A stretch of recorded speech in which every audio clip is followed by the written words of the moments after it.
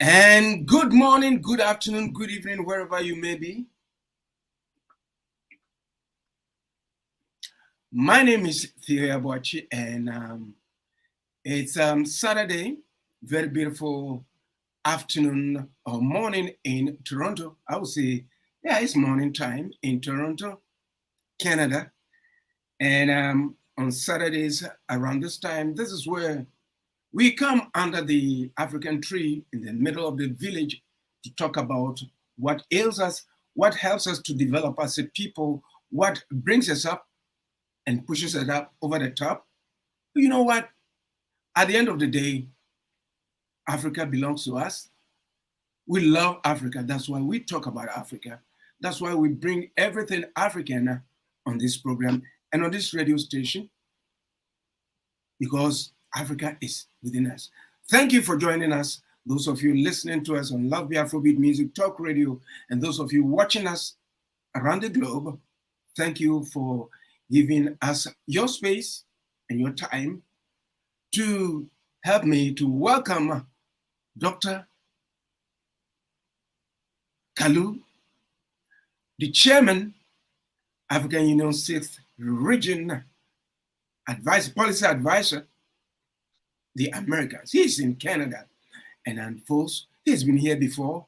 And today, if we look around, there's a lot going on in Africa. So much.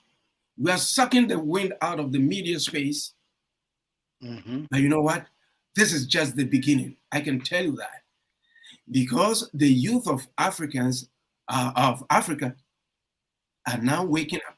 They are looking at themselves as a people, as young people whose destinies we are going to be contending with in the future. Today, as we know, Africa is the youngest continent, and we cannot afford to let our young people cross the Sahara Desert and then go and die miserably in the Mediterranean. Like I always say, we can create our own green pastures wherever we are. But you know what? There's a lot that happens behind the scenes, and we are going to be able to talk about it. And then, you know what? See where we go from here. And within this space, let me welcome Dr. Macaulay Kalu to the program. And before I do that, and before I hand over power to the host of the show today, Dr. Francis Monangi Impindu, let me share this with you, that Dr. Kalu would be telling us about giving us some information about some functions and some events that will be happening before we delve into the actual meat of the whole program. Dr. Kalu, Dr. Francis Nangi Impinu, he's the host of the show today. The floor is yours, please. Good morning. Good morning. Hey, it's nice to see my friends. It's a great day to be alive. And it's always wonderful to have guests. And we are delighted today to have Dr. Kalu with us. And to those of you joining us around the world, welcome. And as we would say in other circles, this is the day the Lord has made. Let us rejoice and be glad in it. And we don't apologize for that. We do not apologize for expressing our faith in the Creator, in God, and knowing that life is a gift from God. And even our interactions, they are expressions of that gift to each other and from Him to one another as well. So, welcome, Dr. Kalu. We're glad you're here. We know that you are a busy brother, and not only a busy brother, but you are a resourceful brother. And that's one of the things we are proud of as we think about Africa and the resources that we have within Africa and outside of Africa.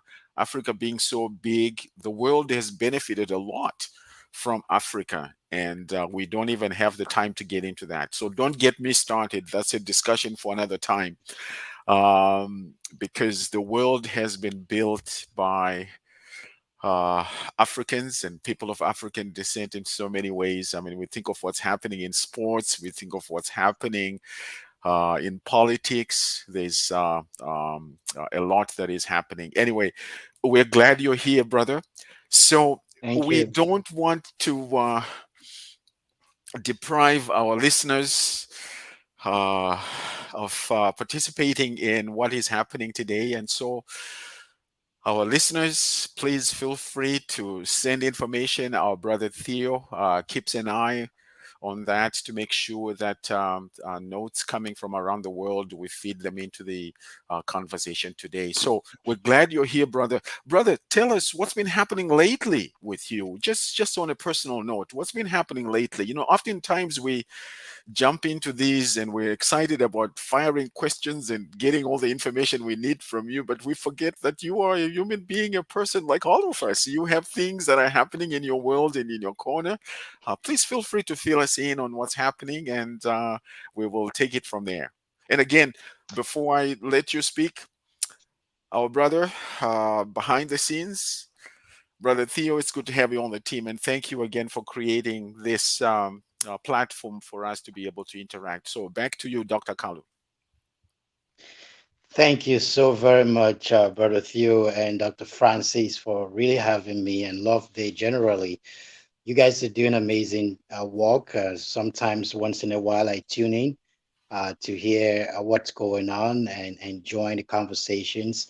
And so it's been beautiful just to see the great work that we're doing. And we need to continue to learn how to support ourselves and one another. It's very, so important. And so I'm very happy to be here. And just speaking of me, yes, it's been busy. It's quite a busy schedule for me. I travel quite a lot, and just continuing to see what we can do to support our lives. I'm a consultant. I'm a business developer. I have things that I do for myself, a personal business that I run. I'm a transformational coach, so I do a lot of mentorship. I do a lot of coaching.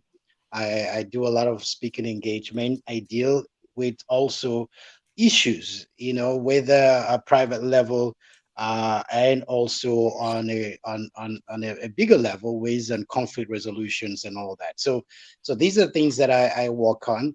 I wear different hats, in life, and so I give God praise for strength and life given to me to do all that I'm able to do.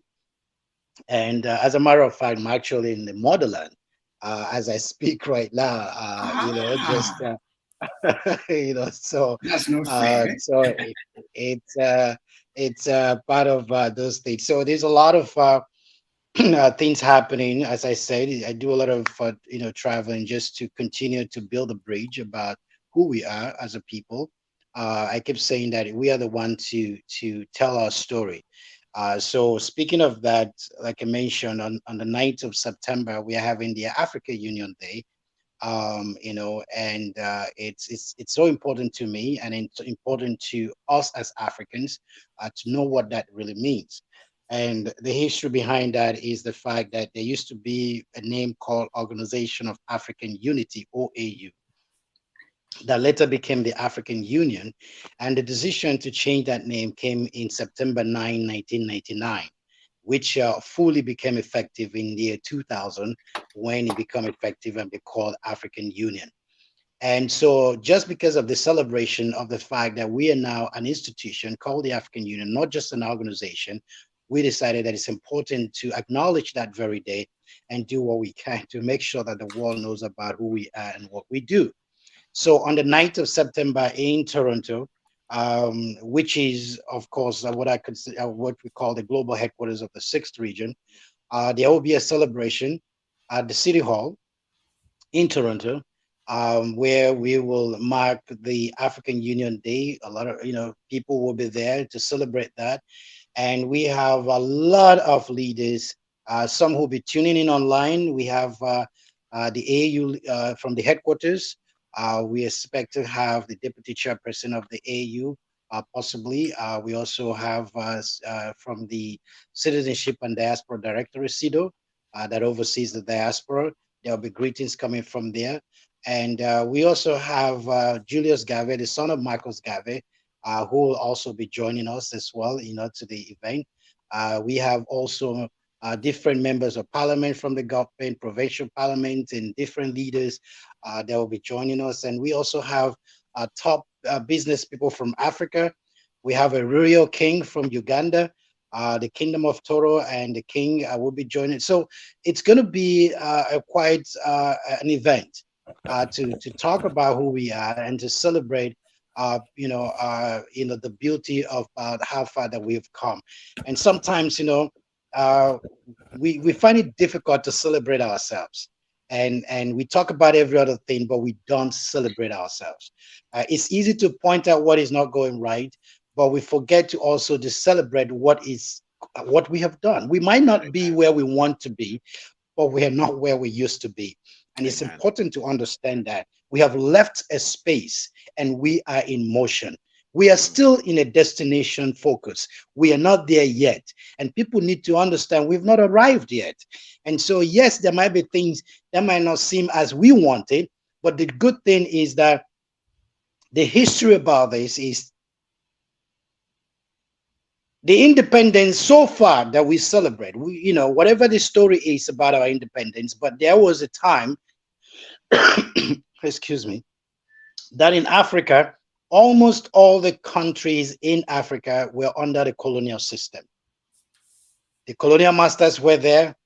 They were doing everything, and we were under that system. And people who had traveled abroad, especially in the UK, the Kwame Nkrumahs and the Julius Nyereres and the Nnamdi Azikiwes, the Awolowos, and so many of them who went to study in the UK and came back home to Africa. The diaspora, once again, they were diasporans, and they came back and they decided to meet together with Emperor Haile Selassie and say, it is time for us to discuss a way to have our freedom, because this is our land. These people are occupying our land. They are imposing themselves on us, and it's time to negotiate our freedom. And they did. And that was the essence of the OAU, Organization of African Unity, that led to where we come now, that so many countries in Africa celebrate what we call Independence Day. Why? Because there were times that colonial masters were on ground, and we got that process of saying, please leave our land and allow us to take leadership of ourselves. And that's where we are. So having said that, like I mentioned, we might not be where we want to be, but we have come a long way. And that freedom is what we're celebrating, to say that we have an institution that is still engaging, that is still speaking, that is still doing what they can to make sure that we move forward. And that is the African Union. Whether we like it or not, that's what we have. And I keep saying that you cannot change a system outside of a system. You have to be part of a system to change a system. And so for that, some of us have decided to be part of that system, to find a way to contribute, to be that change that we are looking for, and to make it happen. So on the 9th of September, it's going to be a global phenomenal event where people from the US, we have speakers from the US joining us. We have some leaders from, even from Prime Minister that might be joining us. We're still waiting confirmation from the Caribbean. And so many people will be joining us. Again, also, 7th of September is Africa CARICOM Day. And so we are joining that celebration on the 9th because on the 2021, there was the first Africa Caribbean Summit that happened on the 7th of September, 2021.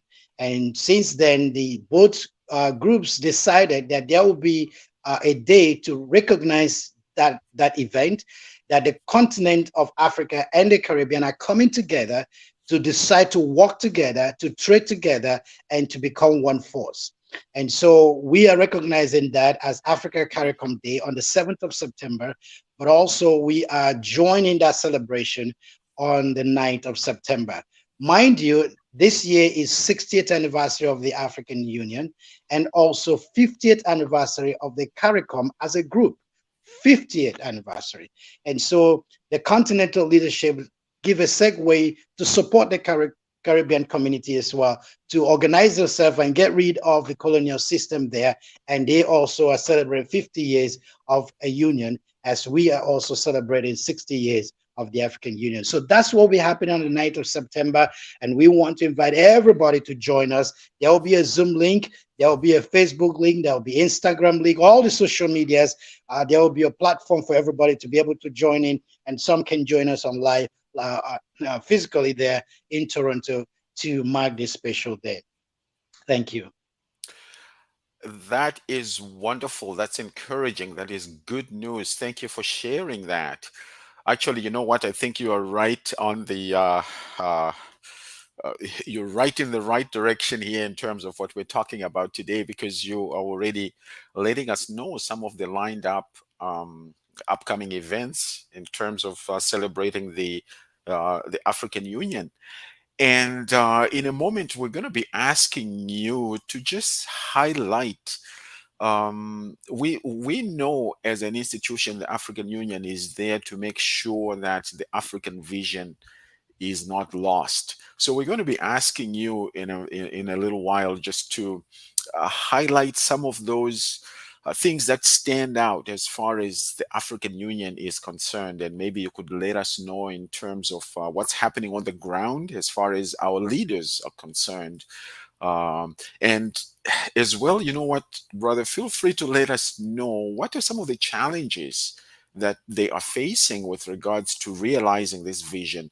I agree with you totally that you cannot change a system from outside. You have to be part of the system and change it from the inside.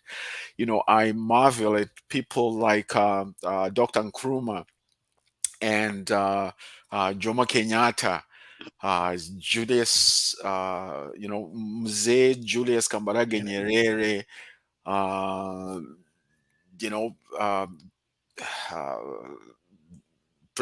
former President Robert Gabriel Mugabe, who actually decided, even Kenneth Kaunda, Yeah. Dr. Hastings Kamuzu Banda, and all these, they decided to go to school and go to England, learn the language. Mhm. Mhm.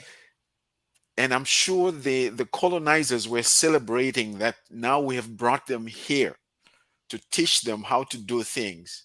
Mhm. But they were real Africans. The African mentality maintained intact. They learned the language, learned the concepts.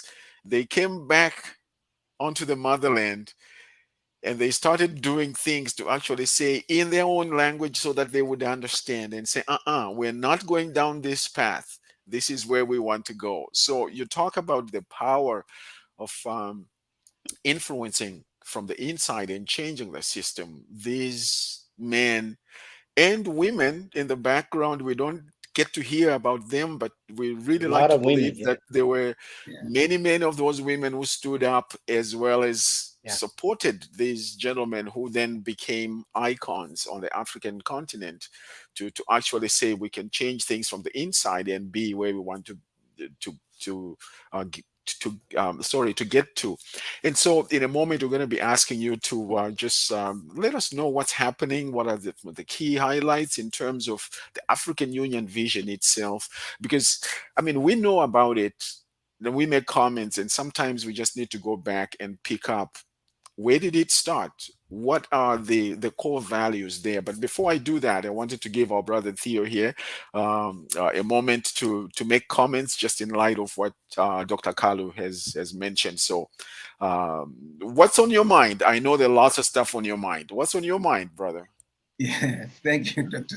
Bindu. It's great to have Dr. Kalu back. And, like my opening statement introducing you, what I indicated was that we come here on Saturdays to come and talk about Africa.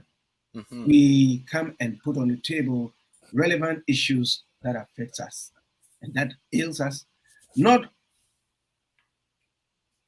the other way around, where people, anytime you talk about Africa, people talk about the negative aspects of Africa, but there's more positive things about Africa than meets the eye. And I'm glad that Dr. Kalu is here to have us discuss a lot of things that is going on, in our minds. But before I do that, I would like to ask Dr. Kalu, Well, you've put on the table the names of Dr. Nkrumah, Kenyatta, Nyerere, Kamuzu Banda, America Cabral. The list goes on and on and on and on and on. I think if they were to be alive right now, they will be, or even right now where they are, they may be crying as to how they've left a very great continent to us, and look at what we are doing to it. My first question to you was that, why was it necessary to change from the African Union, I mean, the Organization of African Unity that came into existence in 1963, to the African Union? What was the basis behind it, the reasoning behind it? That's a very good question. And so when they decided, the initial stage, the focus was just about to get rid of the colonial system that was in the continent. That was the focus.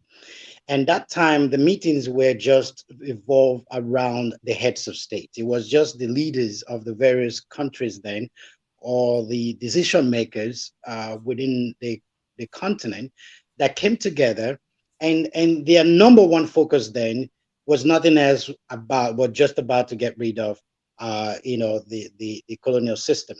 And so as the time went by, they realized that there is more that needed to be done. It's not just about them, but it's about Africa as a whole. It's about the citizenry. It's about engagement. It's about our education. It's about other things, about our economic development. So before, like I said, it was a lot of negotiations as they learned the system, the language of the colonial masters and all that stuff, and they came back to use it to negotiate those freedoms.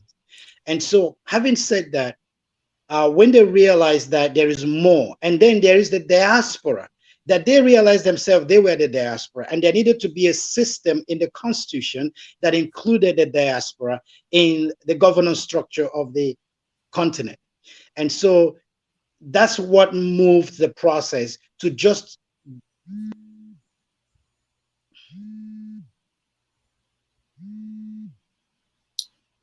Go ahead, please. It seems some that's what moved the process. Yeah, I hope. Yeah, go ahead, please. Looks like he froze for a little bit there. Hello. Yes. Yeah, we can hear you. Yes, go ahead. We can hear you. Hello. Yeah, we can hear you now. We can hear you. Okay. So these were some of the things that led to the move. If you hear me well, that led to now changing it to the African Union. To say now that's what led to having the headquarters and having an administrative body. Before it was just the heads of state. Now there is an administrative system that now addresses every other concerns of the people in the continent and the diaspora.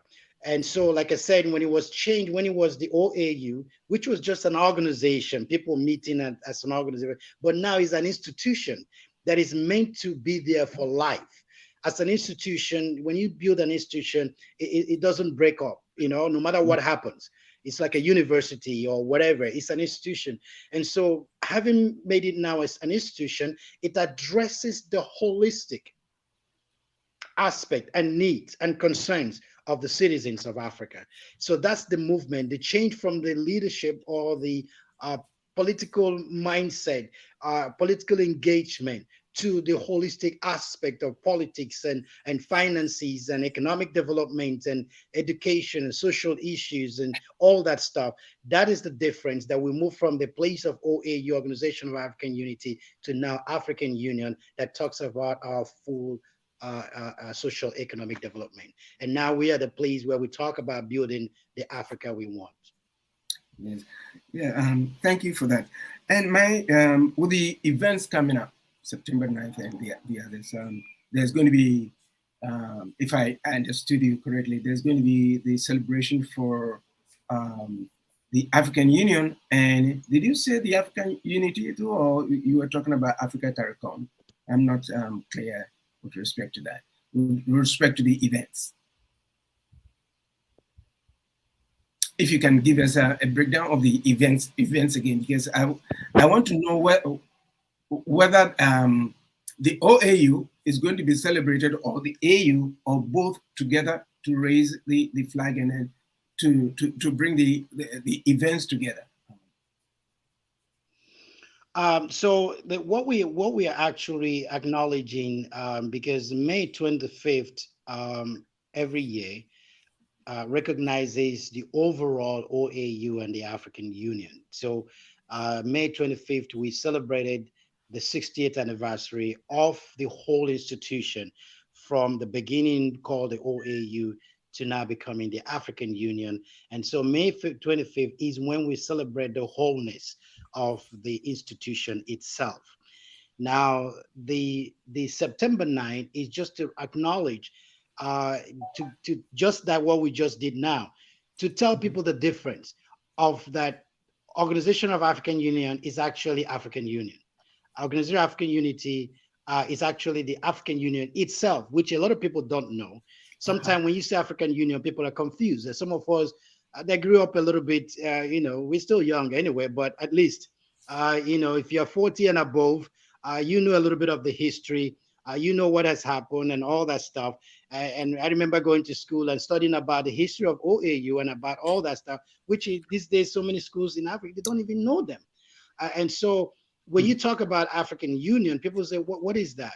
And so we're trying to go back to history and said, OAU is actually AU, right? And so by doing this, we're bringing back that essence of history and talk about it and discuss it and explain why do we have to change it from OAU to AU, and what is the essence and importance of the AU at this point. And that's what this whole thing is about. So we are talking about just the change that happened from the 1999 to now, where it's called the African Union. And that's what we are trying to highlight, that the world will know there is an institution called the African Union. Actually, you know what? I'm really delighted to hear you talk along these lines, brother Theo. You were about to say something. Please No, no. don't lose your line of thought. I know I'm good. Okay, I was just about to say, don't lose your line of thought, because what I'm hearing from our brother Dr. Kalu here is there is such an educational component that must not be lost. And I am wondering whether, in your capacity, our brother, as our ambassador and representative, not just on the continent, but in the diaspora as well, there would be a way to bring an awareness to our ministries of education, to be intentional about including something of the AU or AU component, and helping our youth, our young people, understand what happened and what is happening and where is it. Like you said, we haven't arrived. This is where we're heading to. And because I am seeing great opportunity here to bring an awareness to our young people through the educational system. And we know that in Africa, going to school is something we value. This is why those of us who have had opportunities to be overseas in the Western world have excelled as far as education is concerned, because we see that as a great opportunity. And we would like to see the same be maintained on the African continent, to make sure that our young people, our youth, they continue to receive this education that is very inclusive, that allows them to learn about what's happening around the world. And so I'm just wondering what could be done to strengthen that educational piece within our curriculum or curriculums in Africa, to make sure that our young people grow up, because they hear of the president just left for the AU. I wonder how much is covered. I'm sure there is coverage. I mean, every time the president is going somewhere, there is coverage. But I wonder how much of that actually is intentional in terms of keeping that fire alive that inspired our pioneers, our African giants to actually say the AU coming out of the OAU, this is who we are. And we should never lose sight of that. What are your thoughts on that? Well, and that this is one of the reasons why I commend, you know, the station Love Bay and what you're doing, because that's part of the tools that we need as an educational, that we're discussing this now. A lot of people didn't know what we are just talking about now, and that's why I say that we are the one to change the narrative. Yeah. Let me tell you one thing. So I'm an individual that I focus on solutions, because the problems are there anyway. Somebody need to fix it. Talking about it does not change it. And Mm, whenever something angers you or you're frustrated about it, I see it as a God's gift to you, that God is giving you or helping you to see something that others are not seeing, to fix it. Is a call for change. And so you are the change that you're looking for. Having said that, there was a time that I was, a group of, business people, investors from the Middle East, who are also Canadians, approached me, and they put a lot of money because they were trying to also have Canadian school system in Africa, because we have the American schools, we have the British school, we have the Turkish school, we have the French school, every other school in the world in Africa. Chinese school. Yes, Chinese school, yes, Indian, sirree. everything, everybody's there. And so here I was, I mean, the money was great. I was excited. I had my connections across Africa, how to promote their different countries and bring Canadian school system in Africa. And so I went on a tour, different countries and different regions. And as I traveled and came back, I said to myself, what is this? What are we trying to do? Why are we trying to continue to divide ourselves that our kids don't even know who they are? Do you know that when you talk about the British school system as our kids attend, they actually learn the history of the UK, not about their nation? Our history as a nation is not being studied anymore. People don't know a lot except teachers and programs or after school programs that are people are doing their best to make sure that our kids are grounded about who we are as a people. Because when you say a curriculum, when you're talking about British curriculum, American curriculum, it's about their story, it's about their history. And that's why most times when our kids finish, where are they heading to? UK, America, all these places that they have Yeah. already been channeled their faith, because education, they say, is power, is the tool of what you know. And I said, no, we can't do this. So I began the engagement within the AU through the Human Resources, Science and Technology and Education. There is a department. I brought her to Canada. We had a meeting. That's the commissioner. So you have different commissioners. There are 8 commissioners. You have the chairperson, deputy chairperson, 8 commissioners. So there is a department that addresses education. Now, mind you, we don't have our own continental curriculum. We don't. Okay. So we have regional systems, and most systems, for example, in ECOWAS, they use French and English. And so the school systems are either the UK school system, American school system, or the French system. That's what they use. Mm, And so we don't have our own, what you call West African curriculum, or what you have the continental African curriculum. And so that's what some of us now have begun to engage the AU. And meanwhile, that's what has led into what we have now as Pan African University. We have established a university called the Pan African University that is now established within the 5 regions of the continent. Okay, there is a in order to be able to see how we can grow our own curriculum from the higher institution. Now we are now at a place where we are walking about the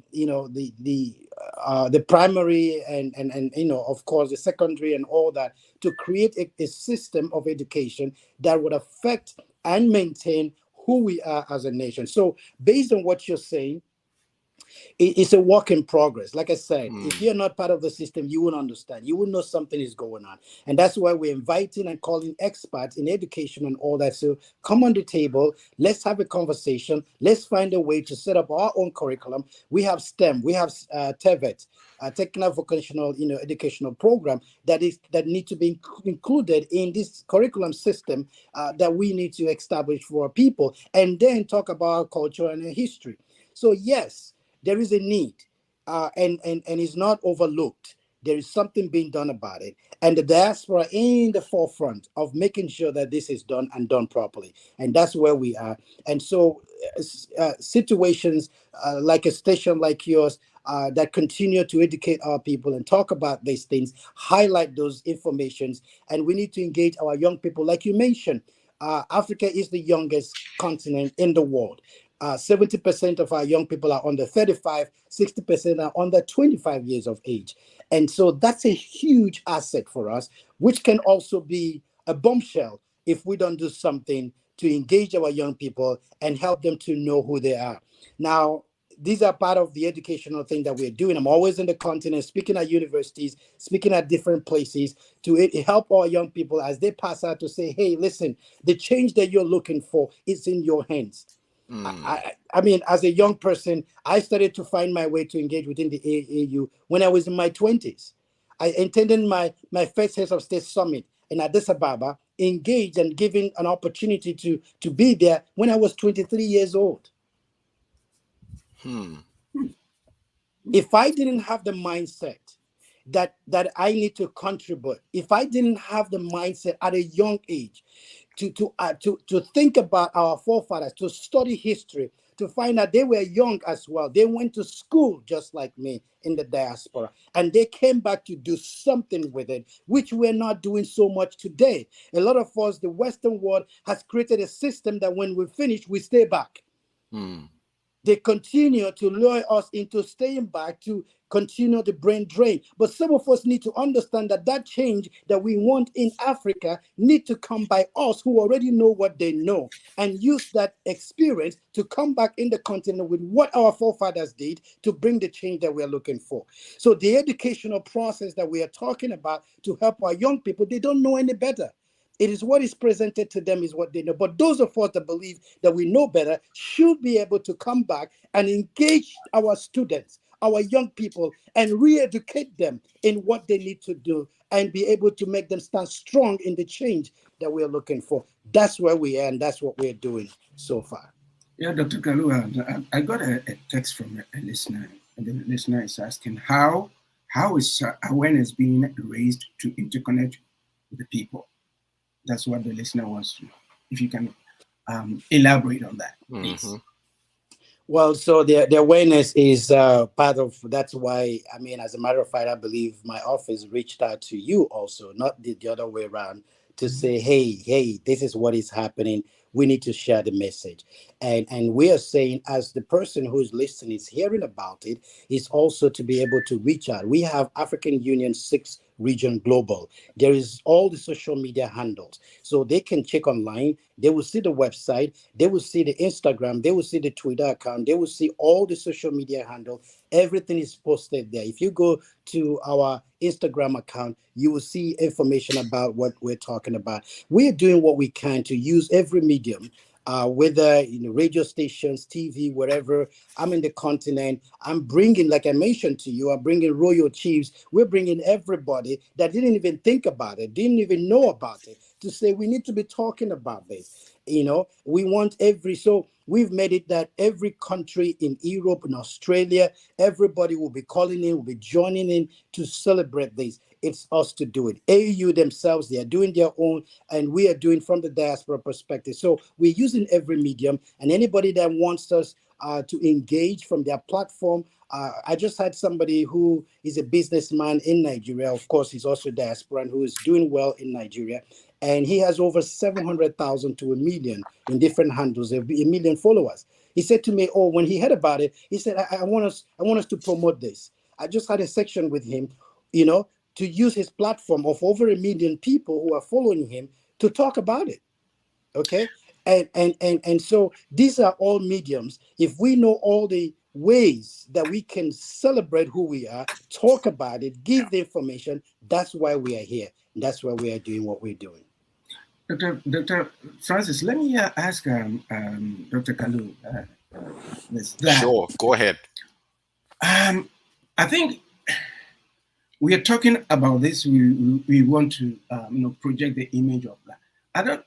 I think we haven't done a greater work espousing what the AU is all about. The very first time was when there was the flag raising ceremony, which is gradually bringing to people's attention what the AU is all about. I think there is more work to be done because of what is happening in Africa right now. I think we have to use every platform that is out there to reorientate the mindset of so many people around the globe, to shift away from the negative connotation when Africa is, the word Africa is mentioned. Because I always say on this platform that Africa does not need the world. The world rather needs Africa. So when we come here to talk about Africa and stuff like that, we want to constantly, we are playing our part as a radio station, we're playing our part, but we would like every other media to also come and join us to get Africa, to put Africa where Africa is supposed to be. Because Africa, there's nothing wrong with Africa at all. But I would have expected the AU also to be in the forefront to sort of try as much as possible to be on a media kind of, I don't know the right word to use. Because we've come to a point where we'll say enough is enough. We'll get to that. We say enough is enough. But we are so glad that you are with us today explaining, because that's why my mindset was. Yes, people get confused when we say African Organization of African Unity and the AU. They think there's so much, there's a distinct kind of thing that separates them. But at the end of the day, it's all about Africa. And you are doing a very great job to use the platforms that may be available to you post the September 9th celebration. We have to be on that rampage to bring Africa to where Africa is supposed to be. And having said that, there's a lot of things going on in Africa.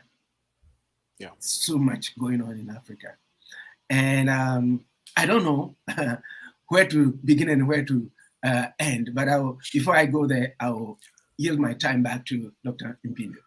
Thank you very much, Brother Theo. I think you're touching on something that our brother is passionate about, because I mean, a few minutes ago when he started going down that path, I'm like, here we go, keep at it, my brother. Because I mean, he is one of those, we could say, he's not passionate about this because he has been to Africa. He's passionate about this because he is African. It's coming from within. And you were talking, Dr. Kalu, about the Pan African University and the need to have educational components along the way, and even your being here with us. By the way, we need to remind our listeners, you are listening to Africa's Today on Love Bay Afrobeat Music Radio, coming from the studios in Toronto, and of course connected around the world. And we're glad that our listeners are here and participating. And thank you for those of you who are sending in comments and questions. Feel free to do that. This is our baby. This is our movement. I was delighted to hear about the move from an administrative system to an institution. I liked that thought, because then we're not just talking about, yes, we have attained independence, yes, we have issues we are wrestling with, but now we're talking about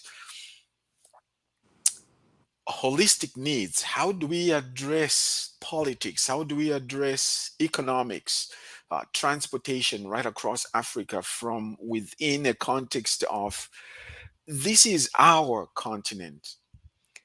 And I hope that we continue to maintain this vision, which, from what I'm hearing, you are part of a new leadership. You are part of a new way of looking at things.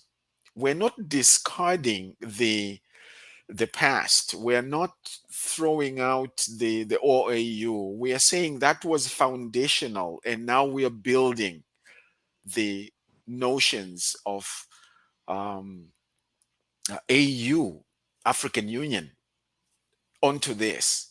And so as you look at some of the things that are happening, what are some of the challenges? I'd asked you earlier that we would be asking you to just take a moment. We don't want to dwell too much on the challenges, but I think it's important for us to have a little bit of knowledge. Like you said, education is empowerment, it's power. So let us know, what are some of the challenges our leaders and yourself and many others might be wrestling with at the moment? We know that Africa is not a country, it's a continent. It's so diverse. You were talking about the Pan African University being in different regions, and that's exciting. Actually, um, for lack of a better word, I wasn't aware of it, and I don't blame anybody for that. I should be looking more into what's happening in Africa. I'm excited to hear that there's a Pan-African University. We have always valued education in Africa, and it's good to see that this is what's happening. And hopefully, we're not going to end up with Department of Chinese Studies, Department of this and all that. Yeah. We are going to remain truly African. Anyway, so what are some of those challenges, Dr. Kalu? Thank you once again for the question. And it's good to help people to understand that the struggle or the challenges that we have as a continent stemmed off from the foundation by which we started the ideas of establishing the continental leadership. Now, when European unions decided to come together to form a union, they were there was nobody colonized them. They were already the colonial masters. Their focus was based on economic sustainability. That's on the framework that they formed themselves. Now, Africa started off from the struggle of freedom, okay? And for years, that's what we're dealing with to get rid of that. And there was what are called strong roots that these people, even though that it seemed that they have left, they also had their tentacles in the system. Okay, so we had a lot to deal with that it was not just over because they claimed that they were out of our lives, but they were indirectly still part of the system. And we need to understand that it was still a continuous struggle. So the challenge that we have is not just because now we claim that we are independent. There is still neo-colonial system. There is still economic colonial system that is affecting us as a continent, and we are doing what we can, saying, as even as diaspora and as leaders, that we see and we know what is going on. And the tentacles that they have placed in the continental system and structure is something that people don't understand, that is so thick that we are doing what we can to remove them quietly, that we don't injure ourselves and injure other things. Now, when they took a lot of things from us, the minerals and everything, we were not in the economic platform to discuss even our materials, how it's being sold. They made the pricing, not us. So now we need to find a way to get back on the table of negotiation, to say most of these things that you now put price on gold and diamond and everything, and most of it you bring in from where we come from, but you're setting the price, right? How do we go back to do that? So there are a lot of things that people need to. So we are now in that phase that we now have an administrative headquarters in Addis Ababa that addresses our trade and industry.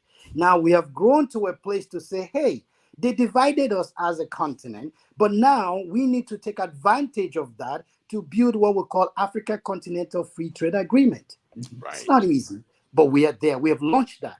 And this year, as a matter of fact, the theme for this year with the African Union is African Free Trade Agreement, the implementation strategy.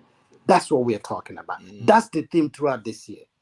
As a matter of fact, there is intra-Africa Trade Fair to happen in November in Cairo, Egypt, November 9th to 15th. How many people know about that? How many people know about that we have Afrexim Bank, a bank owned fully, not by any foreign investor, owned by African mhm. continent. All our countries invested in Afrexim Bank, the import and export bank, and they are doing everything they can to maintain the Pan-African spirit of the continent of Africa. As a matter of fact, they just expanded themselves to open a branch in Barbados to take care of our CARICOM brothers there. And they are putting money where it's needed to be put, all about our people. So there are a lot of things going on that people are not aware, like I said, but we are doing what we can to expand that information, expand the knowledge. And I believe the platform like this, if we continue to do this more often, people will get to know. People will get to be aware of it. So there are a lot of struggle, a lot of challenges, like I mentioned. So one of the biggest challenges, like I mentioned, is the aspect of implementation of our policies. Yeah. Okay, you know, and knowing the fact that we have different languages, you know, English and French and Arabic and Portuguese, and because of all this colonial system, the point is, how do we move forward as a people? Now we are coming to a place to say, well, there needs to be a language that we all understand. And Yeah. right now, that language is economics, economic sustainability. That's why we are focusing on building our social economic development through the African Continental Free Trade Agreement. Economics is one thing that we all agree that if we focus on it, listen, people talk about racism, and I say all the time, when you take care of poverty, racism will not be existing. That's right. Okay, Amen. Right. poverty, the reason why we still talk about racism is about we feel there's no value. Listen, there are things that today, there are offices, there are tables, there are meetings that I attend. I know what I'm talking. You could say I'm the only colored person there. Nobody talks about my color. Why? Because of the value I bring. I've never been treated to say, oh, you know, you are this color, or you are that color. Yeah. Because when you have value, people respect you, That's Mhm. right. no matter where you are.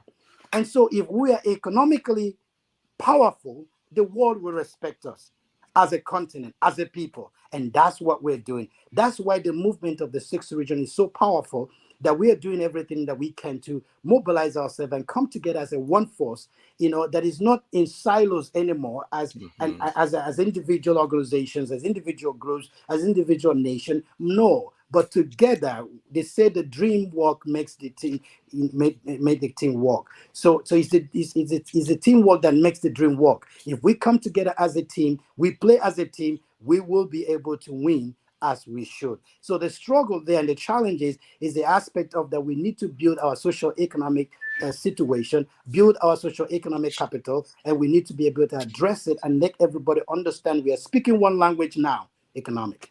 Amen. You know what? Just to hear you talk about that big word implementation, it really thrills me to hear that, because many times we have all these good ideas, but they end up in the basket of good intentions and we never take them anywhere.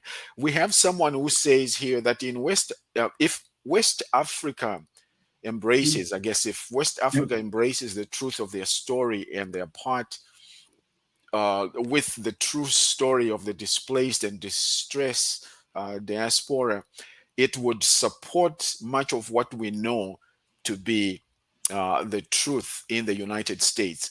Now, there's a lot of truth in this, because what happens in Africa really impacts and influences what happens around the world. And it's not just about West Africa, but it's if each one of our African nations looks at themselves not in silos, not as separate from Africa, and say we want to build our own little kingdom in Kenya, Zimbabwe, Botswana, and Ghana, but see what is happening in our individual nations as an expression of what's happening within Africa, that in itself would really be able to influence what is happening around the world. Now, I know our brother then talks about integration and assimilation. I don't see that as an African issue. I see that more as a North American expression of what is happening in Africa, because we don't need to be integrated to anybody. Integration would, of course, happen when we go to other parts of the world. We integrate ourselves, and of course, we either integrate or assimilate, and it should always be integration and not assimilation. But if we don't have a good understanding of who we are, that's where assimilation happens, because I move there to allow that system to embrace me, to envelop me in such a way that I no longer see myself as valuable, as you were saying. You go in different places. And I think this is one of the things I appreciate so much about our African brothers and sisters in the diaspora, who have elevated themselves to participate as equals at the discussion table and not just as spectators. So when you have value in yourself, other people will see that value. But if you don't value yourself and you think that you don't have, there's a difference between I have something to say and I have to say something. Many times people show up and they are like, well, I really don't have anything to say, but I would like to say something. If you have nothing to say, just sit down. You should get up to say something because you have something to say. And we as Africans, we do have something to say. So if we see ourselves from that perspective, then we're not going to be looking for permission. I would imagine somebody like, someone the likes of Dr. Kalu here, you're not going to go there and ask, would you please give me permission to do this? No, every opportunity you're going to jump into it and say what you need to say because you have something to say. And I think, when I look at this topic, it's one of those, brother Theo, we need to come back and have part A, B, C, D, all the way to Z, as they say in the United States of America, or to Z, as we say in other parts of the world.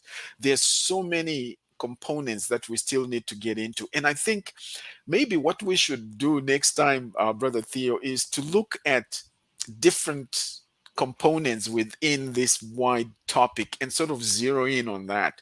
But having our brother Dr. Kalu here today is a real blessing. And you know what? We're going to take a few more minutes just to allow other people to comment and stuff like that. But brother Theo, what's on your mind in light of what our brother has just shared?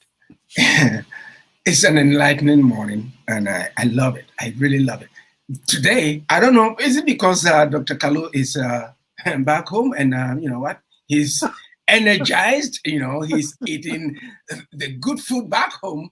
I'm enjoying this, and we don't want it even to end. The topic was the African Union, ECOWAS, and Niger. We cannot run away from this fact because that's what a lot of people want us to talk about. If you go on social media platforms and different discussion platforms, that is what is being discussed right now. That Africa is rebelling. We are saying enough is enough. And Dr. Kalu, from where you sit, what do you think is happening? Well, what is happening is the fact, just as you mentioned, that change is here. And to an extent that you push somebody to the wall and to not see them react, to want to free themselves. You can't press somebody and keep them in the wall and not see them, do something about it. But it's something that has to go with caution and wisdom. Because as a policy person that understands policy and its implementation, the only area that I need people to understand is that there are certain things that are going on that we need to really understand what that means. Yes, there are coups d'etats that are happening. It's not new in Africa. There is celebration. But I need to explain this to people to understand. Number one, as much as yes, there is the military coming in, we know where the place of the military belongs. Okay, it's not in the place of leadership; it's in the place of peace and order to serve. That's where their place is. And when they see that there's something not going right, they come in to help to restore order. That's what they do.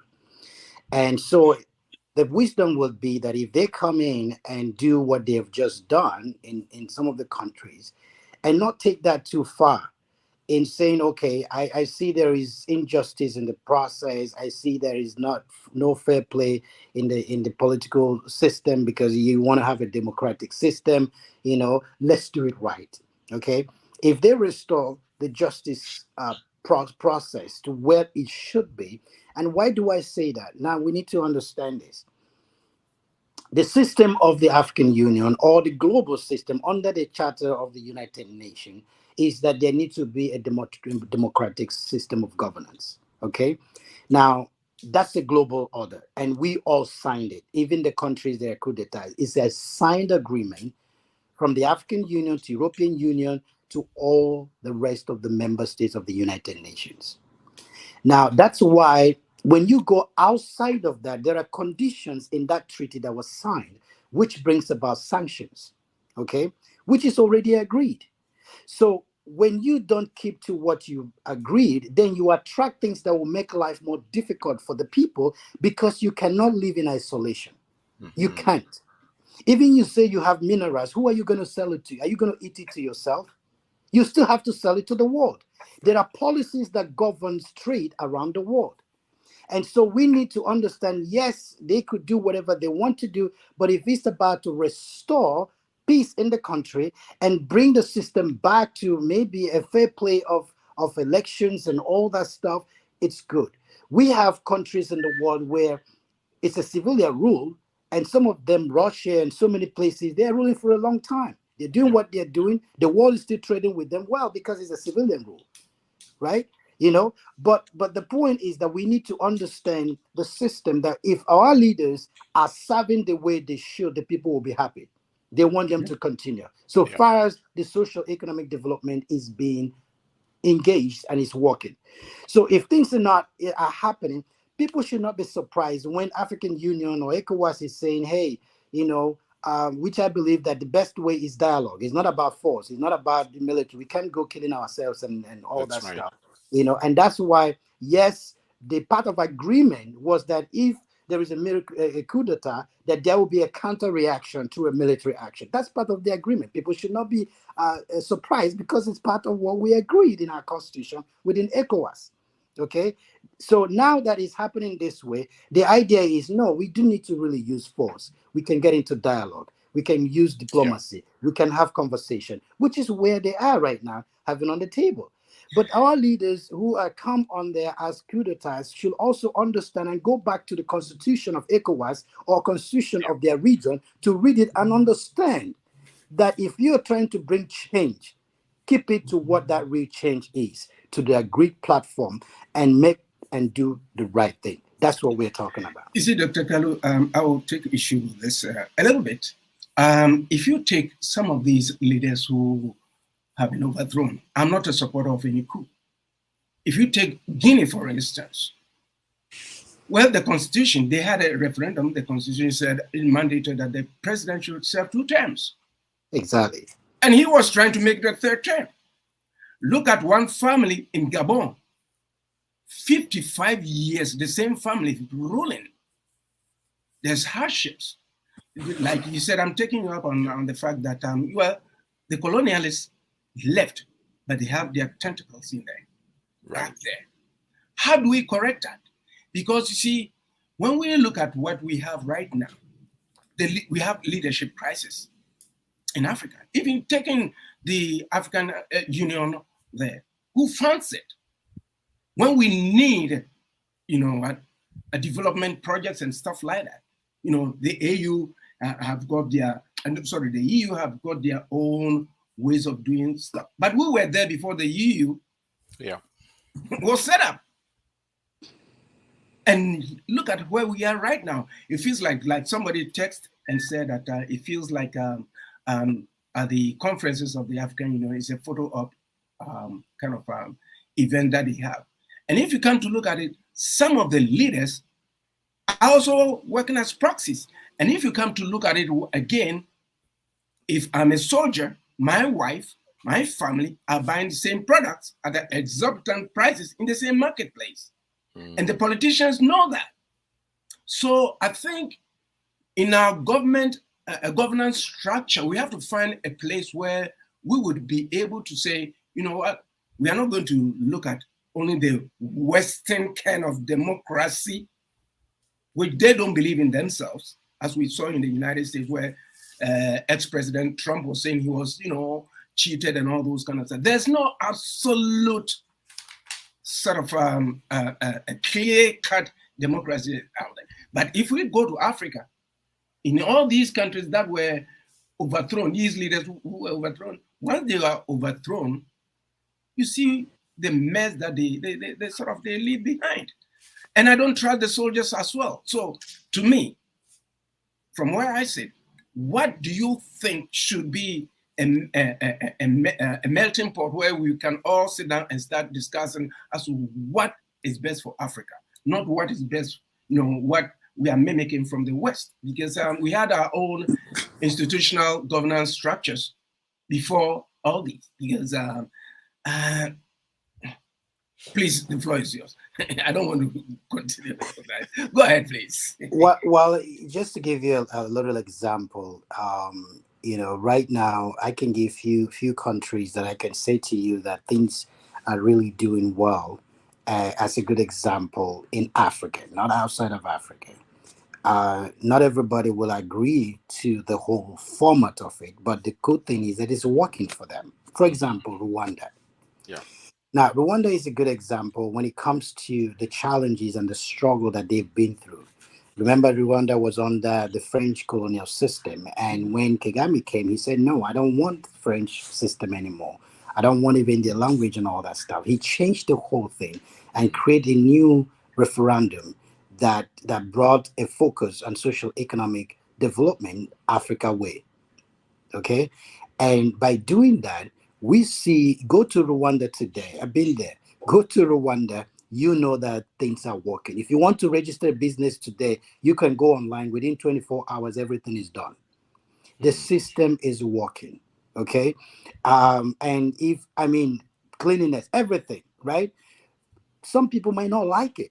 Okay, even the way that it's being done. But guess what? Even the referendum that happened in Rwanda to allow him to continue was not initiated by him.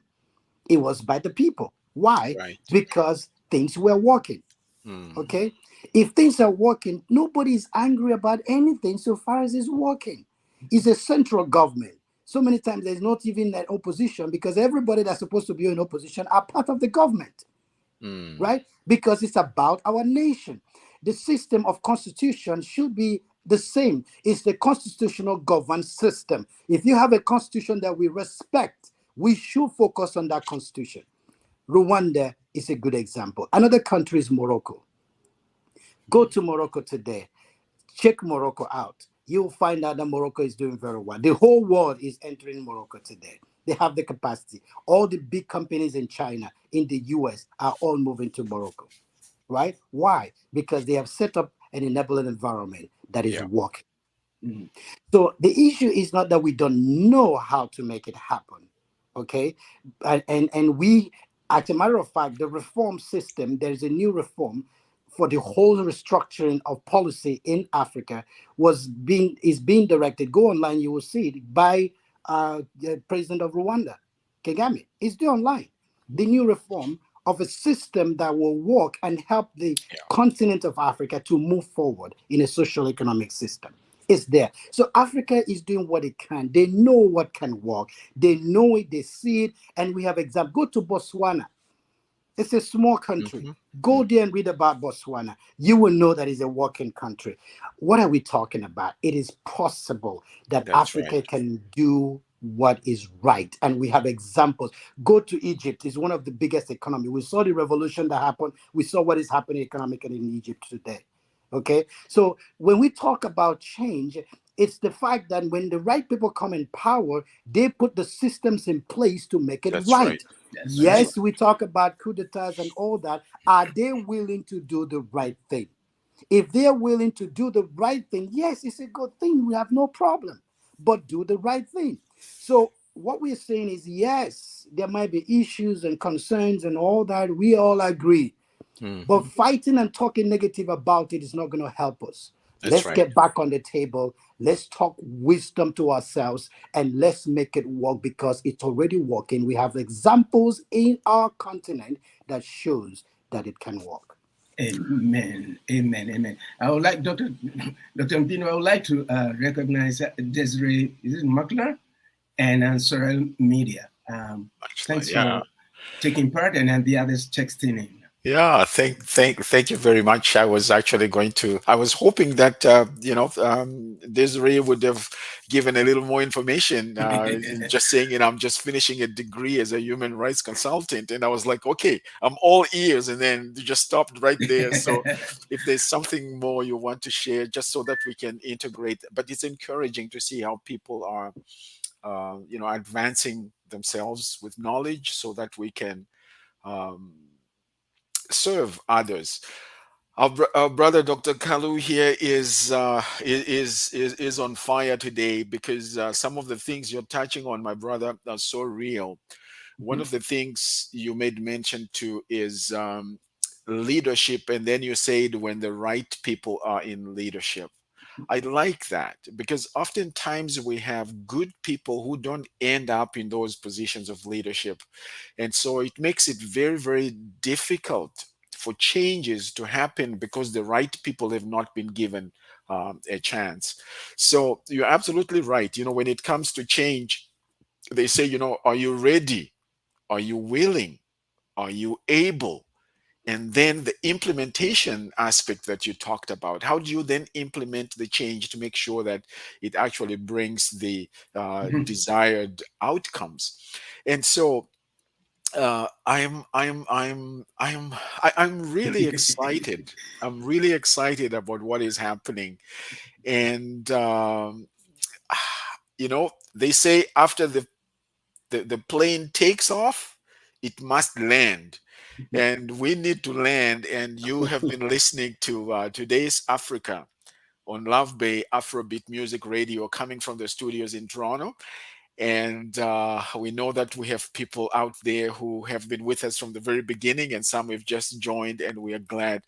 The comments you sent to us, we keep them, and we try as much as possible to incorporate them into the next level of our discussion. So please, if we don't make mention to what you're doing, we just want you to know that it's not because we are ignoring you.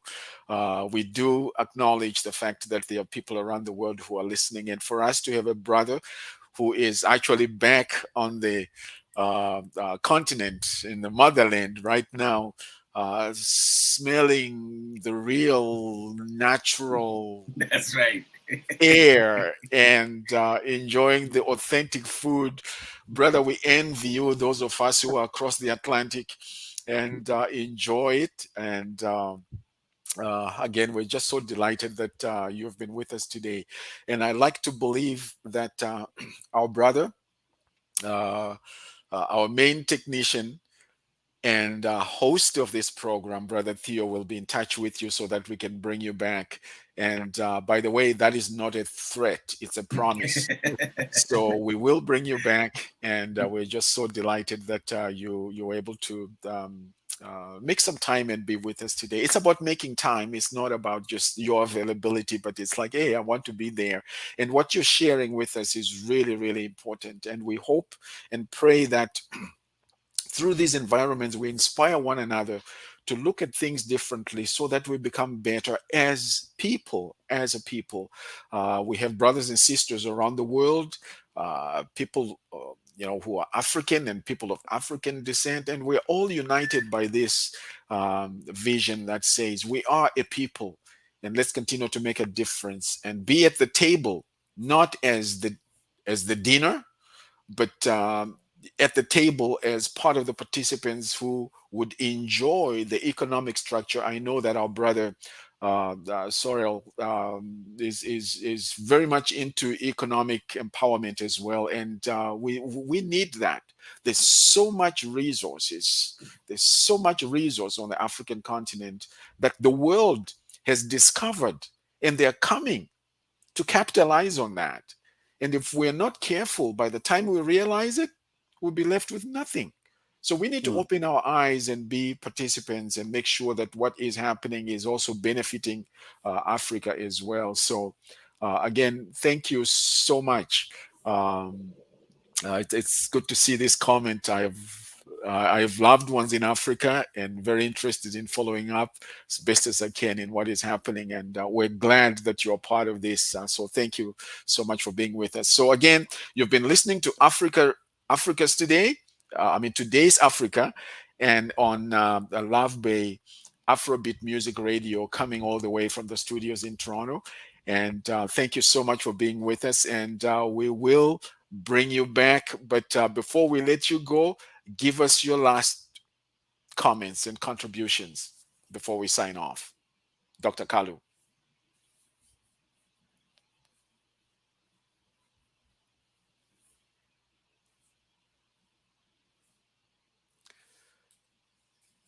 We can hardly hear you, Dr. Kalu. Are you muted? It looks like you're muted. Yes. No.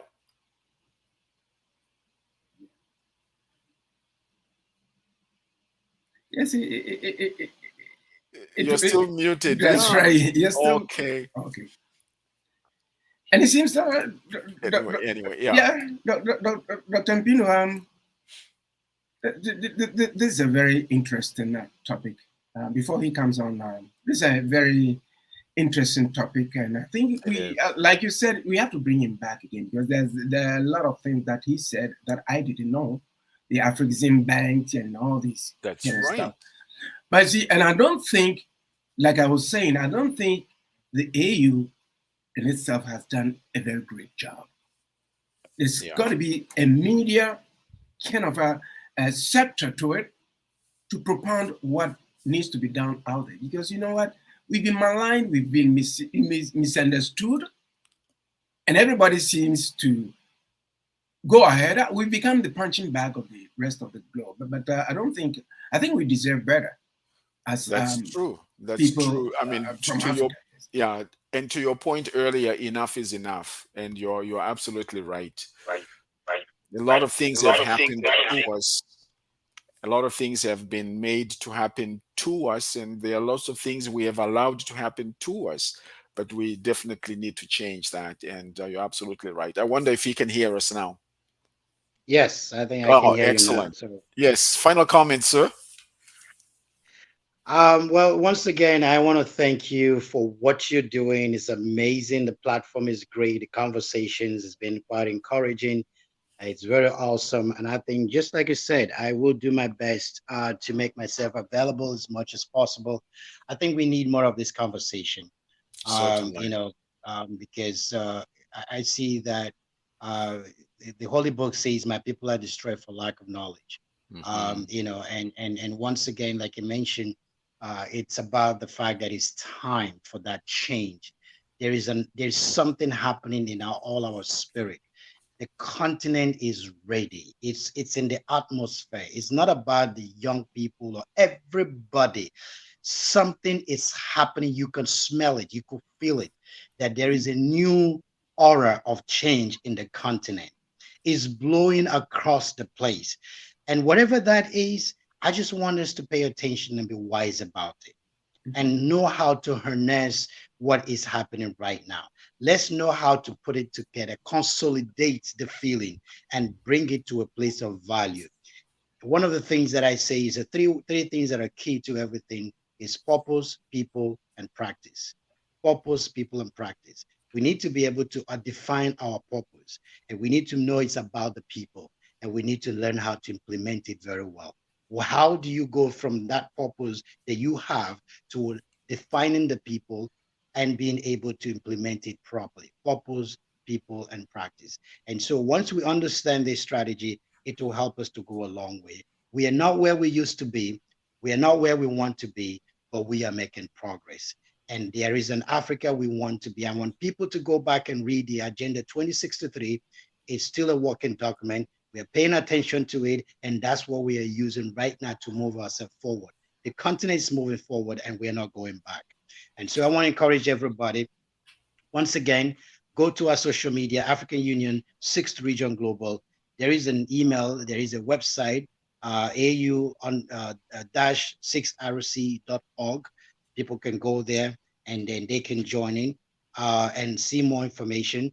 Like I said, we have the Instagram, we have all our social media handles.